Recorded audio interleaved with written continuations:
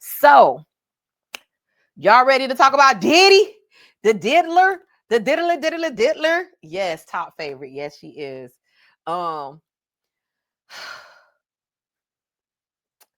Diddy. Did he do it? Yes, he did. If you watched that documentary, put a D in the chat on yes or something. Have y'all watched the Diddy documentary? I had so many thoughts. It really, like, it's a dark, it's a triggering. If you experience abuse of any kind, it can be triggering because they go there. And so for me, certain things I had to be like, oh girl, I can't watch him kicking and beating up Cassie. I always have to either cover that or fast forward through that. It's just too much for me to watch. But ooh, I have notes. Y'all got notes? Put notes in the thing because I have to get these out. I had to get this out, how I felt about Diddy. What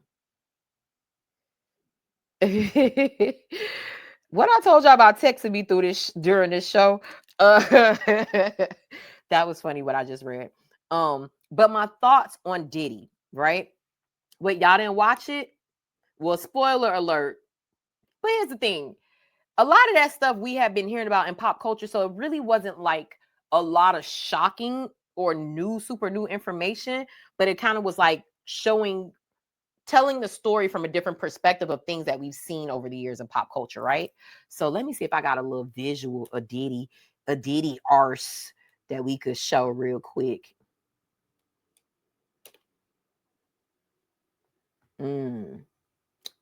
Diddy, there you go. Diddy do it. So my first thought was, I kind of went through episode, right? How y'all feel about the mama? Diddy mama, she a part of this. And this is what my two thoughts on Diddy mama. So one, they go and paint. They tell the story chronologically. It's 4 episodes. It's on Netflix. It's like one of a top watch a documentary or show on Netflix. I think it got 21 million views in its first week. I definitely was one of them. And here's the thing, I kept falling asleep on it. So they got so many watches out of me. I kept waking up and being like, Diddy in the bed because it was all on the TV while I was watching it. What's up, Justin? We talking about Diddy. We talking about the Diddy documentary. Did you see it? So, yep, gotta be Diddy. Yep. So they start with like his childhood, right?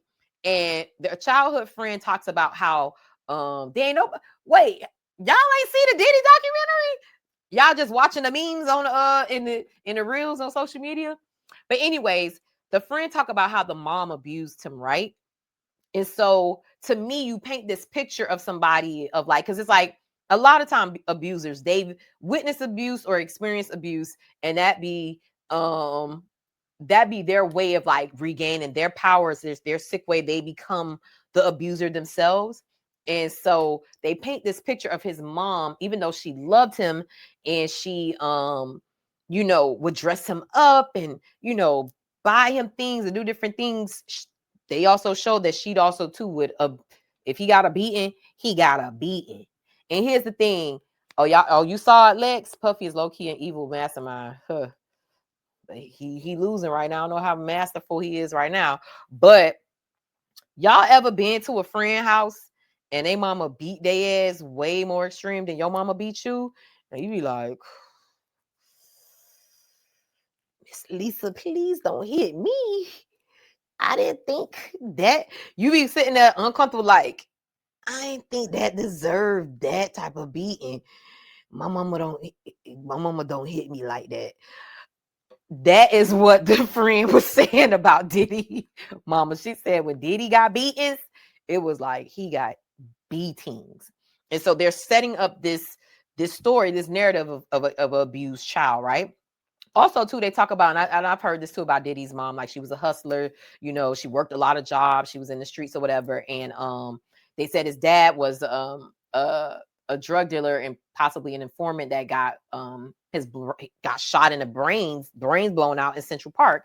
And so they talk about this lore that Puff Daddy created around his dad being this gangster, and they're like, how he almost probably, people were insinuating that he kind of wanted to emulate this life that he thought his dad had as this gangster that, he never got to meet him.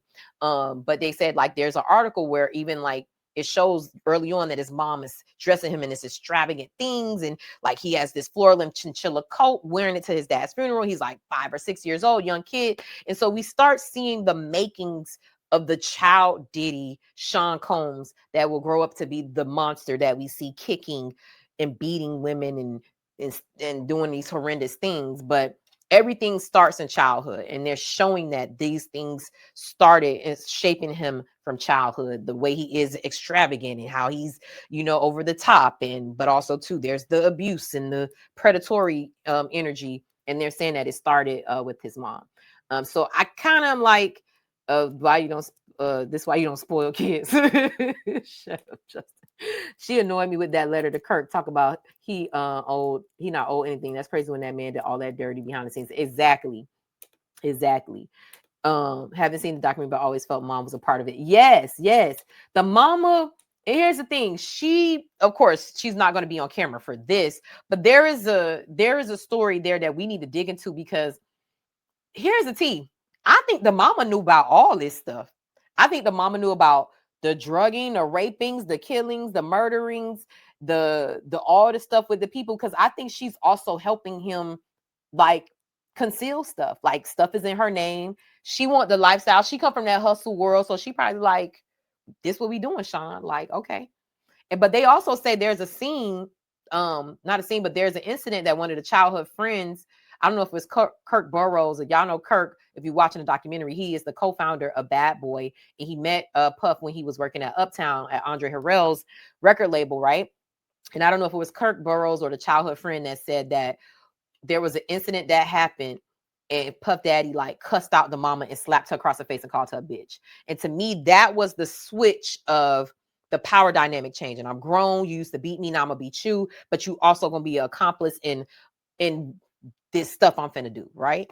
And so they start painting this like sick, twisted story of like how Puff wanted power. He wanted to be in Andre Harrell's good graces. And y'all know the story. He got this task to go drop something off at a location, and he ran there and back.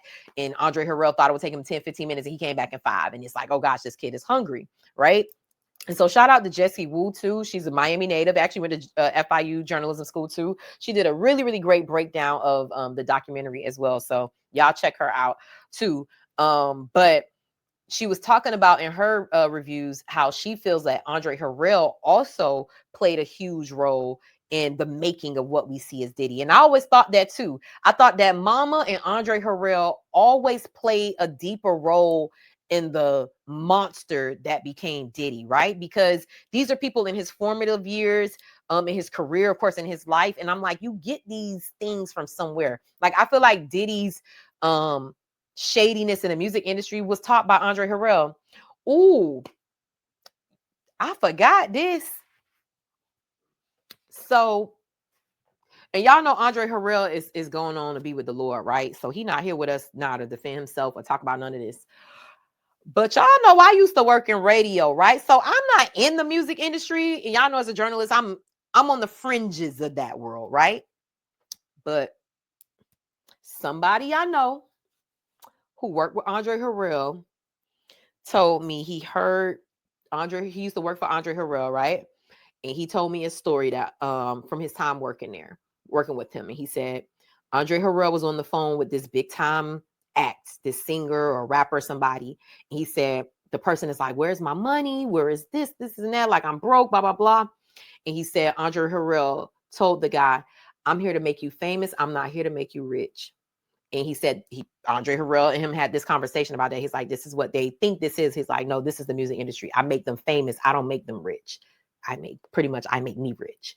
So when you think about if this is Diddy is Andre Harrell's protege, and I've heard this firsthand from somebody who worked for Andre Harrell, I know that's what he taught Diddy to. And you see that in Diddy's dealings, right? With how he does his contracts, and people are always broke. They be famous. My job is to make you famous. My job is not to make you rich. And we all know that's what the music industry is all about. Let me see what y'all saying in the thing. Andre was his mentor, so I could see that. Yep. Yes, she benefited from everything he did, good, bad, or ugly. Exactly. And once you, here's the other thing too, when you come from poor, impoverished background, especially too, and you have that hustler energy in you, whether you sold drugs, you stripped, you scammed people, whatever you did, if your child or whoever is close to you start making money on that way, you gonna do what you need to do to keep it. You gonna bring some of that hustle energy into the situation too. So that's, I'm just saying, I think the mama is tied in a way. The music business is brutal. It's cutthroat. Yes, it did. The Diddler was Andre on steroids. Exactly. And I think that's good point. I feel like Andre probably was doing shady shit, but not so much to the point where people are like, oh my God, like not taking it overboard. I feel like Diddy, because of how he was raised and also to whatever the chemical makeup or non-makeup of his brain made him take it to a whole nother sinister level, right? And so we see the makings now in the documentary of like how we get to the Puff we see today, arrested in jail and all this stuff that comes out. And so let me see what my other notes was. So here's the other thing too. So in episode 1, there's a part, and if you've seen this, Eddie, like there's a part, and not taking anything from an essay victim, right? I'm never victim blaming. What I'm saying is there is a part of the storytelling that is missing a huge chunk for me, and maybe I missed it. But there is the first account in the documentary of Puff Daddy's first essay victim, right? Assault victim. And she's talking about being at a party at Andre Harrell's house, helping him clean up. And then she says the next day, Diddy asked her to go be in a music video. They actually show clips from that music video. And then she says that, like, then they cut to her saying that somebody says she's on a sex tape and that Diddy is doing all these things to her and he's showing it at parties. And I was like, wait, how we jump from you on a video shoot to you on a video being filmed with Diddy? They didn't set up the fact of like what she believed happened. So I had to draw conclusions on like, well, maybe something happened at the video shoot. Did something happen at the house? Like she never mentions even being alone with Diddy at the party, at the house party at Andre Harrell's house. She doesn't mention anything that leads us into like something could have happened. And I know they were saying like she later like alludes to her possibly being drugged and not knowing that Diddy drugged her to film her on tape having non-consensual sex, right? And so, but that was the part I was like, and that was the thing, some things in the storytelling of the documentary was kind of choppy. It was like, how we jump from here to here. Why are we not asking the subjects what do they think happened? Like, you know, we show and not, you know, we show and tell in storytelling. So that part kind of annoyed me because I'm like, I still don't know what happened. All I know is she was at a party. She said she was helping him clean up. The next day, Diddy asked her to be in a video shoot. Then the next scene, she's immediately crying, saying that she was on video camera being essayed. And I'm like, that was a little clunky, right? With some of the storytelling. So that's something I had an issue with the documentary, because I'm like, you already got the people here. Ask the questions. Put the stuff together. Let us tell the full story, right? So that was a little unclear for me. So if y'all understood that part, let me know, because I'm like, how she got from the video shoot in the early 90s to being on camera, being essayed. And the crazy thing about that is they're calling it, have y'all heard of destiny swapping? And this is something that I heard Jessie Wu say on her review. They're saying that that's like this popular term now on social media, but destiny swapping is when like somebody is envious of the talent and destiny, so to speak, that God has for you, and they sabotage you or hurt you so that they could take your place to take your destiny. And so they're calling Diddy like a destiny swapper. And he's like, you know, looking at different people and wanting to be like them. And they said something that he saw, was it Alpo? Y'all remember Paid in Full? And it's based on real drug dealers out of Harlem. So they said one of the drug dealers that's out of the movie Paid in Full would film himself having sex with women and play it during parties to like show like, oh, you thought this was such and such girl. Yeah, I had her and I got her on camera. And they said Diddy did that to this girl that he essayed. So he filmed her and then started showing it at parties. So they said that like he was emulating people that he thought was powerful or popular or whatever, and he would try to do what they did to show that he, I guess by proxy, was powerful and popular and all these things, right? So the production was missing parts and didn't keep the storyline. I mean, they kept the timeline, but some things were a little confusing because there are chunks of the story missing. So it's like they would make an allegation or tell something from someone, but they don't give us the lead up to how they got there. You know what I'm saying? So I was like, I don't understand how, like, I wish there was a part for that person's story where somebody was explaining what they think allegedly happened, because I still don't understand how you're actually in this video. When were you alone? When do you think you were alone with Diddy? Or what do you think happened to you? Like, they didn't even ask her that. Like, I wish she would have said, I don't remember what happened, but I believe he drugged me. You know what I'm saying? Or like, I needed something, or read what she put in her lawsuit against him. Like, I don't know what happened. And that was a part that was a little, just for me and my black and white brain, I was like almost malfunctioning, because I was like, what happened here? So when we talk about destiny swapping, now this was news to me. And you know, back in the day, they used to say the East Coast, West Coast beef, and they was like, Suge killed Biggie and Puffy killed Tupac. At this point, after watching this documentary, Puffy killed everybody. He killed everybody allegedly, right? So they tell the story of how, and they actually, y'all remember, like recently there was a somebody got brought up on charges for in the murder. They were implicated in the murder of Tupac. And they have the recording of him confessing it to the cops. Like, they have this, right? There's nothing, y'all got to understand, anything with government is public record. Somebody could get it. Okay. Y'all just need to know. So, and they said Buddy didn't think that, you know, he would be implicated in the murder. It was like, if he told this, it would help lessen another sentence that he had. So he ended up telling what he says happened the night Tupac was killed. And actually, Puffy allegedly sent out $1 million hit for Suge and Tupac, and he was working with the Crips to do it through proxy of some drug dealers out of New York that he met, right? And so they said that he was envious of Tupac's and Biggie's relationship, because we all know Tupac and Biggie were friends at some point, and then things went south, right? And yeah, he did it all. We heard it. Yes, and so they start setting up this whole thing, and as y'all know, what the shooting that happened at Quad Studios, and Tupac feeling like they set him up, and Biggie like, you know, like, dang, we ain't do this or whatever. Then he made that's why F your wife, you F your fat B. You already know, get money. Is it hit him up? Is it hit him up, y'all? The Tupac song, y'all already know, because he had the fake Biggie, the fake Lil Kim, the fake Puff Daddy in the video, and he goes in. Y'all already know Tupac pen is lethal. Baby is lethal. So he going in, and they said Tupac was getting a lot of, not Tupac, Puff was getting a lot of death threats, right? And so I feel like, but here's the other thing too. This is what the documentary confirmed for me, but I always felt this way about Diddy. Diddy never was a street dude to me. Was he a street dude to y'all? Yeah, was hit him up. I never saw Diddy as a street dude. Yeah, he was lame before copying Heavy D. Exactly, with all that dancing and wanting to be all in the video, as Suge Knight said. Shout out for a side note, if y'all ever want to see a funny, cringy video of me, go look at my crowdfunded video on our YouTube page, and I'm doing a parody of Suge Knight at the Source Awards, making fun of Diddy. Had no idea 5 years later that this would be a thing. So I may re-release it, but nobody understood what I was doing at the time. But since that video don't resurface, I think some people may find it funny.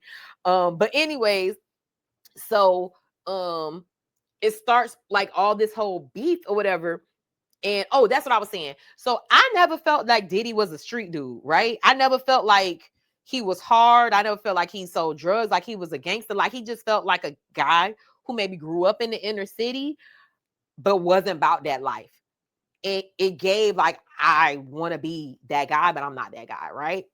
And so I feel like once he started getting those threats and stuff, I think he got scared and pooched up and was the bitch that he was growing up. Because his friend also said he used to get his ass beat as a kid. And then his mama started saying, you keep getting beat up, I'm going to beat you up even more. So they say he started, becoming different and fighting unfair or whatever. But I don't think he ever was that guy like that, right? And so to me, when he started getting those death threats after Pac and the East Coast, West Coast beef got big and they were getting threats, I think he got scared and was like, I'm finna put a hit on him. I don't want this. And, Tupac, they also laid the groundwork for, if Puff feel like you embarrass him, he gonna get his lick back. He's somebody, he don't let nothing go. So I think between Puff and Suge embarrassing him at the award show and in videos, he wanted them gone because that's hitting at his ego. But we already see he's an egomaniac. We ain't noticed in the 90s, right? We saw a little bit of him being cheesy because here's the thing, we always thought it was cheesy that Diddy was always in the videos dancing. I don't think nobody was like, oh, this is cool. We all used to kind of like make fun of it. I remember that being like a part of popular culture where people was like, yeah, Diddy gonna be all in the video dancing, doing, shaking and gyrating and doing the most or whatever. And so I think once he got those threats, that's when he linked up with those gangsters and he put a hit out on Tupac. And I totally believe he got away with murder. I think, and he was smart about it. He didn't touch no hands. He didn't talk to nobody directly. And the sad part about it is I ain't gonna spoil it too much because there's some people who in here ain't watching, but you will see how effed up it was for the people who, in a sense of like, they got immediate karma for shooting Suge and killing Tupac because you ain't even get the money that you was promised or whatever. So, but I believe that he had everything to do with it. Everything, I think. And when I think about how fine Tupac is, can y'all imagine all the music we got robbed, all the acting we got robbed, all the knowledge we got robbed? Like, can y'all imagine seeing Tupac like nowadays on social media talking about Black power and empowerment? And I think he would have got an Academy Award. Like, he was in his acting bag, like the music that we were robbed, like such a phenomenal talent. And here's the thing, I don't feel like Tupac, he didn't do himself any favors, like with getting caught up with that fight at that Vegas, after the Tyson fight, so he didn't, do himself no favors in that regard, because that kind of set up that whole play in motion for them to get him. But I'm just mad at, I don't think the Crips are going to look for him if Puff Diddy don't go put that hit on Tupac head, right? And so I'm just that's honestly, Tupac and Biggie are two deaths that always bothered me because they feel so senseless. Like, they feel, especially at my big grown age of 37, I'm like, why are y'all dead? Y'all was really beefing over music? This is so stupid, right? The East Coast, West Coast beef always felt so stupid to me, especially somebody from Miami, because y'all know the South, we was like, what y'all fighting over? What's the big deal, right? But street dudes, egos, and stuff like that get in the way, right? Let me see what y'all saying. First off, best parody ever on Hollow, definitely drop again. Yeah, that ego couldn't take Suge Knight coming at him, and Suge would have beat his A. It definitely sounds possible that Puff did. I believe Pop Diddy killed Tupac. He is the reason why Tupac is dead. We all know the music, but Tupac's a really good actor. Yes, and that's the thing too. We don't talk about Tupac as an actor. Like, we got robbed of so much, right? So they say this in the documentary, and then I don't feel like this. I don't think, and here's the thing that also too, now in my adult brain, because before I used to think that Suge got Tupac killed for money or whatever, like just trying to figure out the theories. And then I'm like, no, this is your artist. He's a cash cow. Why would you try to get him murdered, right? That just don't make no sense, right? So now thinking back, I'm like, I don't think he did that. Now here's the thing with Biggie's death. I don't think Diddy intentionally tried to kill Biggie, because of course he's a cash cow. I think he was so reckless in his ego and trying to be machismo and macho and show people in LA like, I ain't scared of y'all. I'm gonna do this party. I'm gonna be in y'all hood. I'm gonna be in y'all turf. That he recklessly and indirectly got Biggie killed because he wanted to showboat and he wanted to show them how much of a man he was and how he wasn't scared of them. Meanwhile, it ain't really you. It's the money that you got paying people to do the stuff. Like, anybody can get money and pay. Like, you ain't really about that life. So when you get to the part of Biggie and what's going on there, I was like, and Biggie, all like, to me, Pac dying and you seeing the fight and that retaliation, that felt plausible, right? Like, you beat up a Crip. I mean, you beat up a Blood, or oh no, he beat up the Crips. Yeah, because Suge is affiliated with the Bloods. So the Crips coming back to shoot you, that felt plausible, right? Biggie dying always felt so, like, that felt so unnecessary, because it was like, why are you in LA so soon after this death of Tupac? And you're getting death threats, you're getting threatened. Why are you there? And I just feel so bad. And when you think about how young Tupac and Biggie were, they're kids. When they like in their mid-20s, what were they, 24, 25, somewhere in there? When I think about a 24, 25-year-old now, I'm like, that's a kid to me. That's a baby to me. So they're not even fully developed human beings who could think properly and critically, like in a deep, deep way, talented human beings. But to me, I always was like, why didn't Biggie push back more on Puff and say, I'm not gonna fucking stay in LA, or I'm not going to LA? But Puff was pushing him to promote his album. He actually had a European tour that he wanted to do. Puff canceled it, said he wanted him at this party. And you could see in those last pictures of Biggie at that party, he looks physically uncomfortable. He looks like he does not want to be there. And I always felt like that was so arrogant and so useless. I was like, why does Puff have him there? It always felt so silly. Honestly, Biggie should not be dead. He should not be dead. And I feel like Puffy was so reckless and so ego driven to want to show the LA boys that he ain't scared of them, that Big ended up losing his life. And what does Puff do afterwards? I don't know if y'all been seeing all the videos, but he goes and make himself be take the place of the space that Biggie was in. Now Puff album coming out. Now Puff making a song. It's kind of hard with you not around. I know you in heaven. Down. Like, we all can't rap. We never felt like Puff could rap. He's not talented. We just felt like he's a decent producer, but just in the documentary, they show him as somebody who doesn't have talent, and he just latches on to people. Here's what his talent is. His talent is seeing other people's talent and figuring out how to take their shit and take their spot. That's his talent. And you got to understand, people who are marketing and in sales, they got a talk game, real good talk game. So I could see how somebody like him could have convinced Biggie to stay and all this other stuff. Whoever knows what other threats or something he gave Biggie, I don't know. But I just always was like, what did he say to Biggie to get Biggie to come to dangerous ass LA shortly after the killing of Tupac? Like, Biggie should not be dead, right? So let me see what y'all saying. I was sure that he did it on purpose and Big was scared. So sad.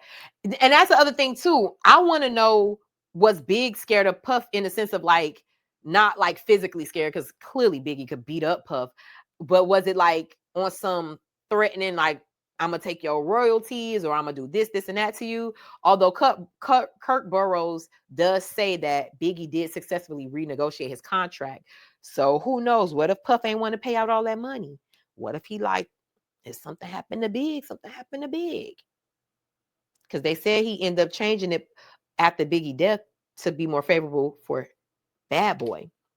And we all seen the headlines that Puff made Biggie estate pay for his funeral. Child. Yes, Puffy got Biggie killed. Ego. Yep. Oh, I didn't think of that, Janey. You're right. He did smart doing music. And so that's the thing. Like, I think the contract had something to do with it, because it was right after. Exactly. Because Biggie wanted to renegotiate his contract and successfully did it. That's why I think Puff was okay with putting Biggie in that dangerous situation. And y'all ever thought about this? Suge was in a car with Tupac. Suge actually got shot in the head, because the Crips said they thought they killed him because they saw the bullets hit his body. But Suge is a big boy or whatever, so he ain't, and Pac was little. He about my size. He died, and he got the brunt of the shots, right? But why wasn't Puff in that car?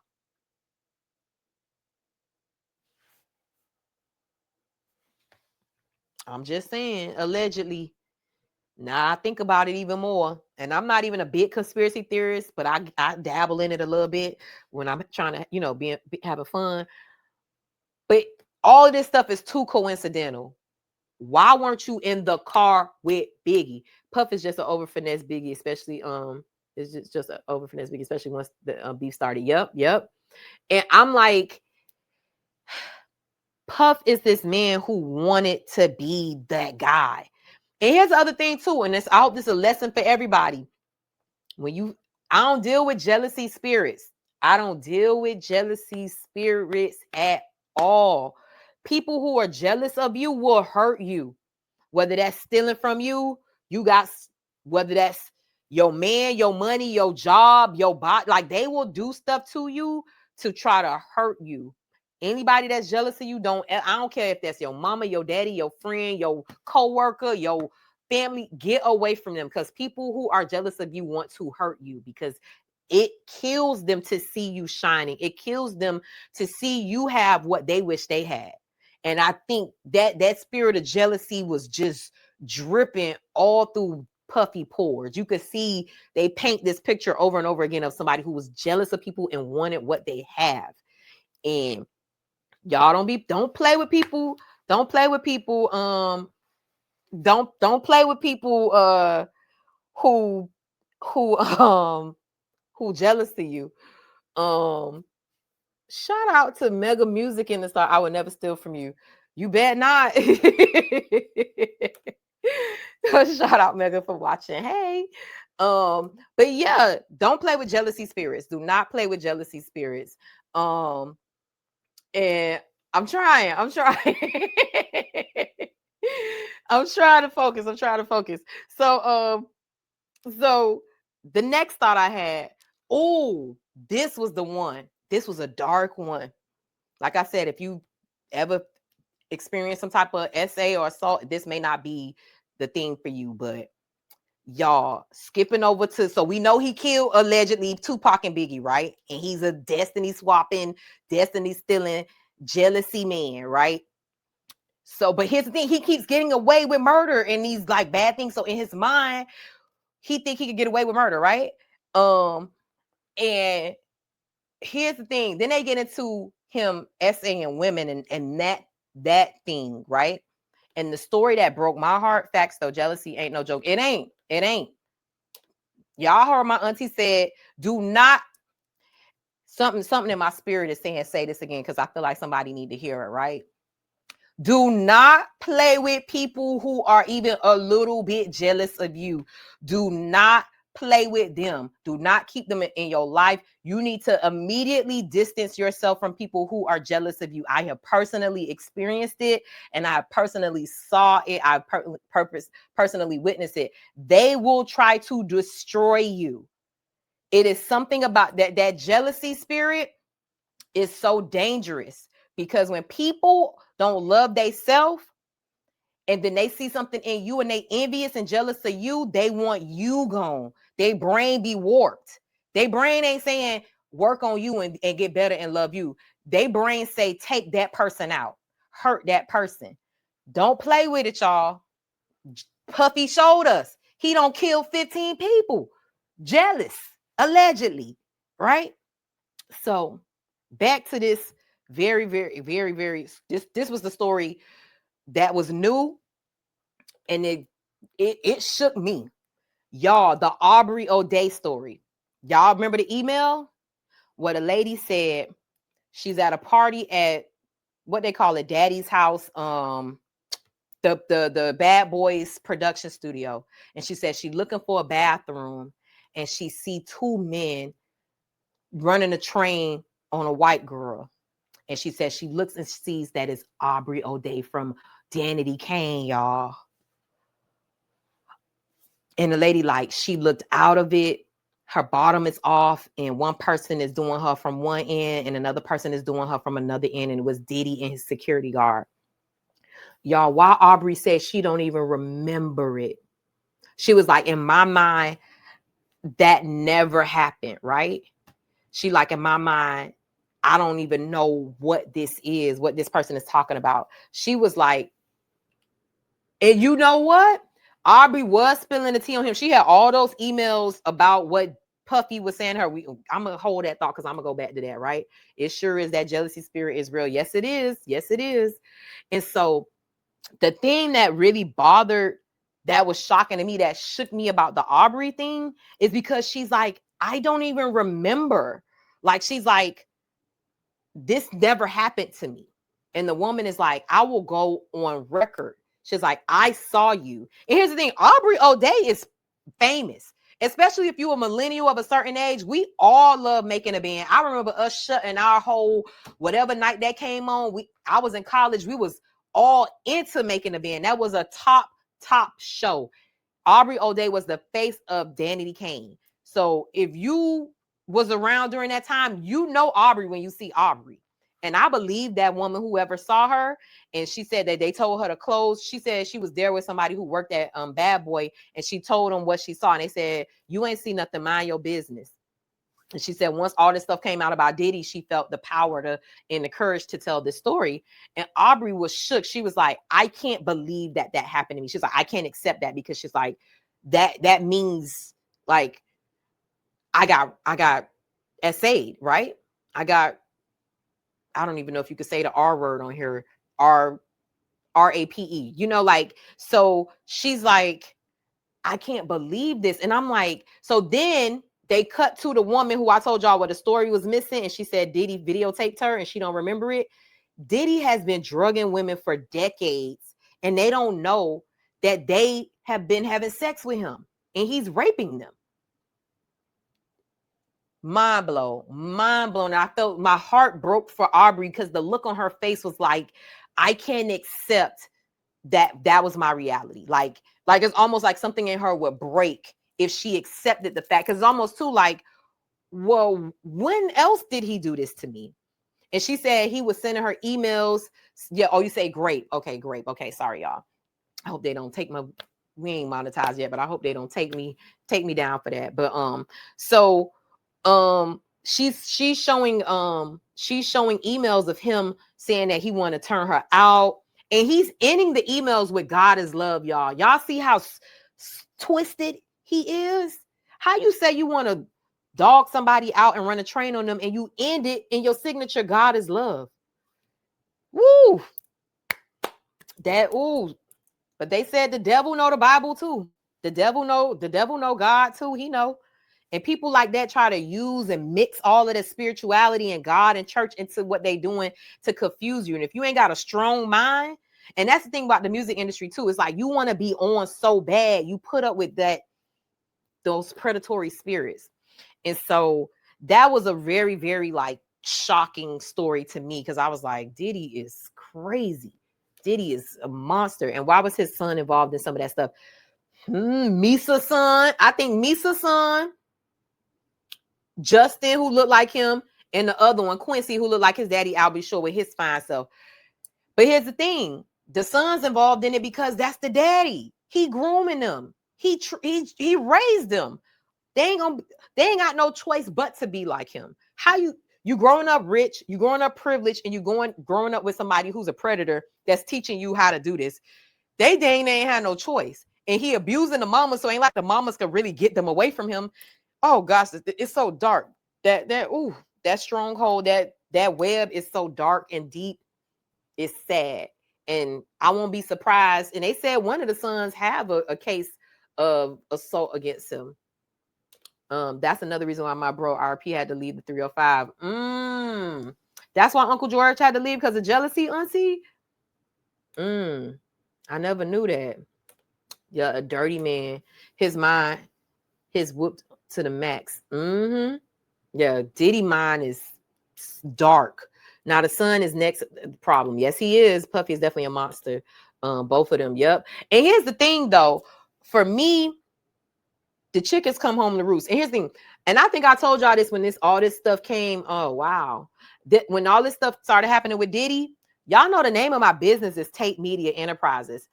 I loved the business, the black excellence of what I thought Diddy was, so much so that I named my business after Sean Combs Enterprises. That's how much I looked up to him in that way. I was like, oh, I ain't hustling enough. Diddy did this, Diddy did that. And I used to go to the Revolt music conferences when they were down here in Miami. Certain people gave him the key to the city. We ain't gonna bring that back up. I'm gonna just say they ain't know what was going on, right? But I was going to them conferences and eating it up. And yes, I need to work harder. Come to find out. And Diddy's like, I work hard. I run here. I don't sleep. And I'm like, yeah, I'm sleeping too much. I need to work harder. All this time he on drugs. Of course he not sleeping. Making me feel like I ain't working hard enough. No, I'm not taking no drugs. So of course I'm not staying up for 3 days straight, 3 weeks straight. Y'all see how you don't know what's behind people real life and you thinking that they just working hard? No, they're working hard on cocaine and Adderall and all the pills and the blue magic or whatever else, the pink cocaine. Yeah, you're right, Diddy. I don't work hard enough because I'm not going to snort no cocaine to be up for 3 weeks straight.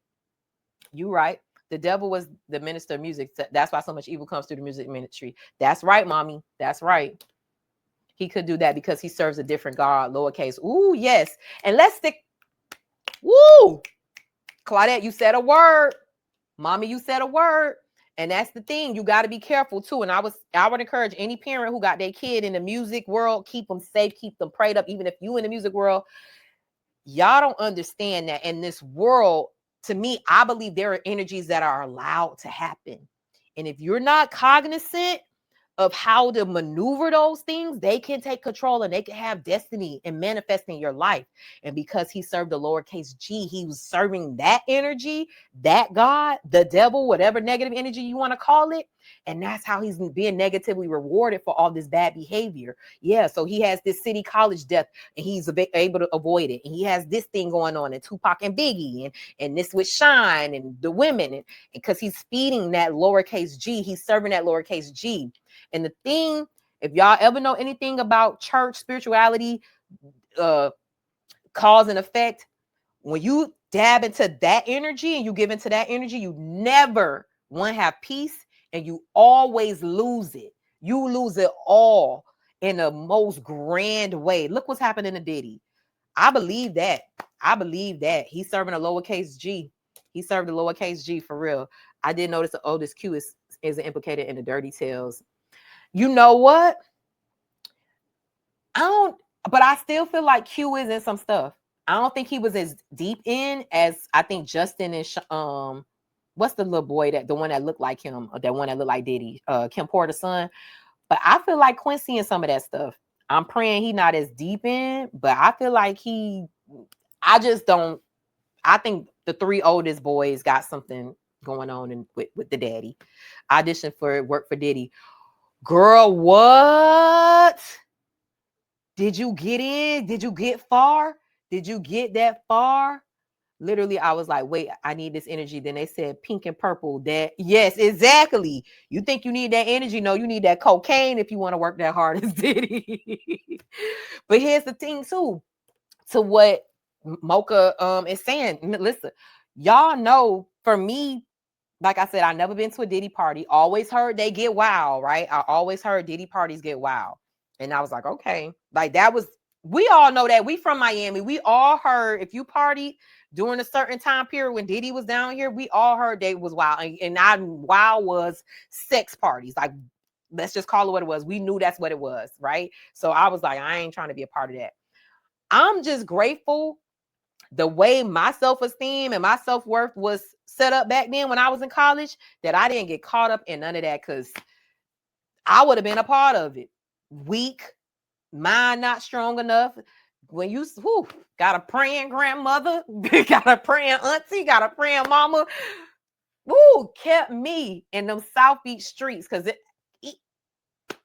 I've had a good time out there, but thank God I didn't get wrapped up into the deep underbelly of what that was, because as y'all saw in the documentary, they were going to clubs to get girls. And here's the thing, I always thought, like, certain men like that, Diddy is looking at women of like a certain phenotype, and really the women that y'all see that he's dealing with, they span different looks. Of course, they all got that, a lot of them got that exotic look or whatever, they models or whatever, but Dawn and other girls, like it's a rainbow of women. People like that are not more so fixated on the look. They're looking for a spirit of a woman, right? They're looking for, what can I manipulate? Is she weak? Is she showing me an end where I can manipulate and get in and get into her mind and get into her heart, so I can have her doing freak offs, or I could beat her and she won't leave, or I could confuse her and buy her this one day and then treat her badly one day and she won't leave for years. People like that are looking for energy in you. Ooh, good thing. Thank you, God. They ain't see it in me because it was kind of there and they would have got me. Thank God. Thank God. Thank God. Woo. But that's interesting, Mocha. You auditioned for Diddy. I wonder, did you meet him?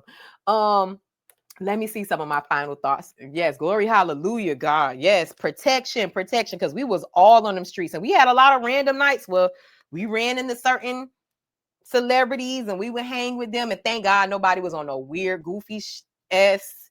Always cool. Nobody wasn't on that. But I also too know, just from meeting some of my friends in the industry, that they know the type of girls who on it. And I remember I was hanging out with one girl who she was cool. She from Carol City or whatever. And I remember a guy was like, you shouldn't hang out with her because she do XYZ and people gonna think you do XYZ too. And I was like, okay, say less.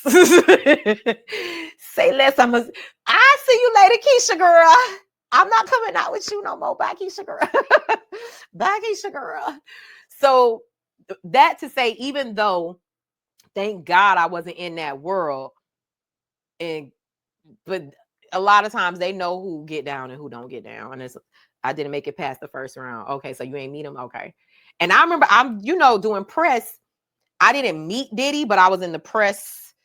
Y'all ever see like the press is around somebody like for a press conference and we're all there and we're like asking questions and getting our like our sound bites and stuff like that. So that's the closest I got to Diddy, is like being him, like being right here in front of me. And I'm like, I was too scared to ask a question. I just had my tape recorder out and I was just recording. But he locked eyes with me.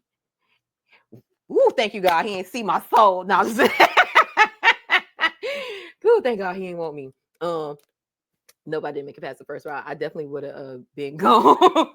Girl, I could only see you, Melissa, in there the minute he bring out his diddler trying to get people. Oh, let's talk about this. The jurors. I'm gonna have to do a part 2 for next week because this running long, but I want to talk about the producer, Lil Leroy, what's his name, who was waking up with a sore booty.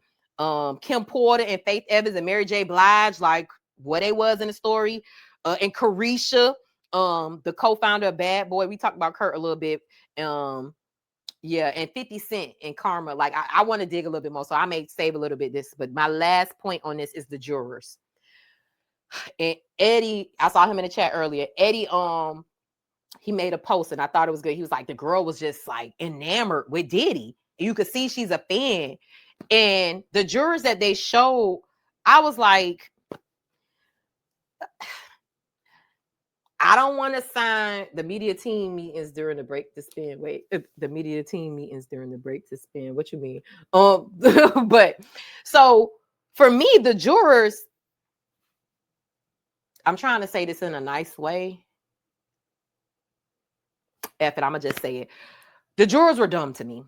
And not to be elitist and not to put nobody down, but they were not intelligent. They didn't have the intelligence to me to understand nuance of assault and predators and SA, and when you're in an abusive relationship and how a person who is a predator and abuser works and how that plays on victims. And in my mind, I immediately was like, do we need to have an education level for jurors? Because these are the people that are deciding the fate of people's freedom. And they could not be smart like these jurors who couldn't decipher between certain things. And granted, we all know, hey friend, we all know that, like the jurors are supposed to be like people of your peers, like the jury of your peers. But it was something about the lack of intelligence of the jurors that they show, right? And then also too, I know a lot of us are like, we saw that tape of Diddy and Cassie, the unfortunate tape, right? And he wasn't on trial for that. So they were like, we couldn't charge him for that, right? And granted, I think for what he was being charged for, I think he got the maximum, right? But I just felt like the way that juror was like, she literally says, we were not supposed to make eye contact with him, right? And literally then the next scene, she was like, I looked over at him and he was making a face and I was making the same face too, because I couldn't believe the stories and he was looking like he couldn't believe the story. I was like, you just contradicted yourself. You were instructed to not look at him, so you're not influenced by him. So much so he was looking at the jurors so much that the judge was like, I'm going to get you out of here if you keep doing this, Diddy. And she was like a fan. And then they had like this Middle Eastern or Indian man who was like, well, the victim kept going, like the people kept going back. So that meant that it couldn't have been too bad. That's pretty much what he kind of said. And I'm like, are you kidding me? And I saw a comment. They were like, the jurors were so bad. It was like Diddy handpicked them himself, right? I don't feel like they were equipped to be able to judge a case like that.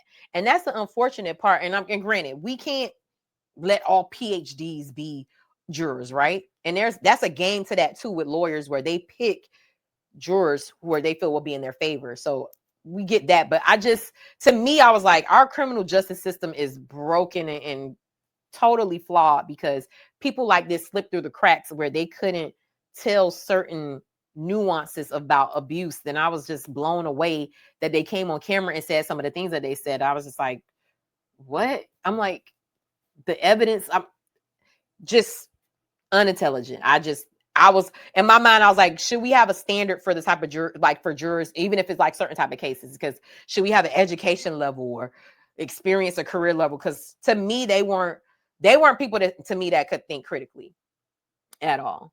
Let me see. Diddy's team was meeting with social media personalities in the break to hear their thoughts and give them insight. Yep, they said that in the documentary, and they even showed a few people who were like being fed certain narratives so that they came back out there in the public. And here's the thing: the jurors weren't sequestered, so they could look at social media and be influenced by public opinion. Like, here's the thing: he's a billionaire. He got all the royalties from everybody on Bad Boy. Of course he's rich, right?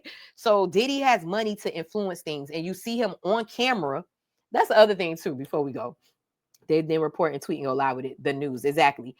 Diddy was recording all of this stuff, like incriminating things that made him look crazy. And I'm like, what type of ego do you have that you think you're going to beat this case? Because they said he was shooting his own documentary. So I'm like, and as we saw, there's a pattern of Diddy not paying people. And so, and I remember 50 Cent was on a CNN interview and they were like, how did you get it? And he was like, well, I don't reveal my sources. I was like, the person sold it to you. And there's like, clearly what is given is Diddy didn't pay the person before he went to jail. The person still owned the footage and sold it to 50. That's clearly what is given. But the fact that Diddy recorded all this incriminating evidence of himself, like just showing him just in such a bad light, like he's telling him to hire like a nasty PR person. He's talking to his sons about creating narratives. He's saying God told him not to do nothing, but y'all could do something. He's calling Kalina from Dirty Money, telling her he need her to speak. Like, it's all this stuff. And I'm like, why are you filming this? Why would you film this ever? Like, even 50 was like, I'm shocked he filmed all of this. So yeah, Diddy is the stuff nightmares are made of. Like, that's the type of person you pray you don't encounter in your career. You definitely pray you don't, your daughter, your sister, your mama, nobody ever experiences him. And I'm hoping that we are turning a new leaf, especially in the music industry, especially in hip hop, in our Black culture, where we are holding predators accountable, that we're making it uncomfortable for them to want to be able to do things like this, because the court of public opinion that is shifting. Even though I feel like some people still shift enough, but we're seeing that powerful people can be predators, and just because they're famous and they shiny and they, Harlem Shake in a video, that doesn't make them this great person, right? And that now, as a society, I think we're waking up, and we see cases like Diddy, R. Kelly, Cosby, Russell Simmons, and we're seeing these things that I hope we're now waking up as a community to say, hey, it's not okay to allow predators to exist in our community. We need to say something. We make them uncomfortable. And I'm hoping that this is now the start of this more in our community. And let's just be real. In the Black community, we do this. I was actually talking to my therapist about this, and she was like, in the Black community, we allow predators and and people who do bad things to hurt us, we allow them to still be around. We don't set boundaries. We don't say, no, you can't do this. Like, we still allow it. And she said, as a culture, we do that.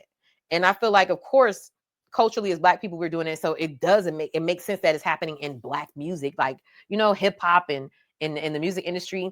And I'm hoping that this is now a new leaf of where we are as a society, where we are now calling people out, making it uncomfortable for them, so that maybe we have less victims.